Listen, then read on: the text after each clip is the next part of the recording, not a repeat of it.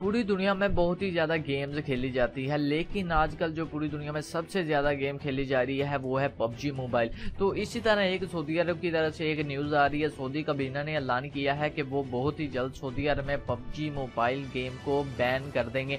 वो क्यों बैन करेंगे वो मैं आपको आज की इस वीडियो में बताता हूँ, लेकिन सबसे पहले आपसे रिक्वेस्ट है, अगर आप हमारे चैनल पर न्यू है तो आप हमारे चैनल को लाजमी सब्सक्राइब कर दें और साथ ही बेल आइकन को ऑन कर दें। उससे ये होगा जब भी कोई भी मैं न्यू वीडियो अपलोड करूँगा तो उसकी इन्फॉर्मेशन सबसे पहले आप लोगों तक पहुंच जाएगी। तो जो ये गेम है पबजी मोबाइल, ये पूरी दुनिया में सबसे ज्यादा खेले जाने वाली गेम है। इस गेम ने बहुत ही कम टाइम में बहुत ही ज्यादा कामयाबी हासिल की है। तो इसी तरह इंडिया में भी ये काम हुआ था, तो इंडियन गवर्नमेंट ने भी इस गेम को इंडिया से बैन कर दिया था, लेकिन कुछ अर्से बाद उन्होंने गेम को रिलीज कर दिया था, यानी कि दोबारा से लोग उस गेम को डाउनलोड करके इंस्टॉल करके खेल सकते थे।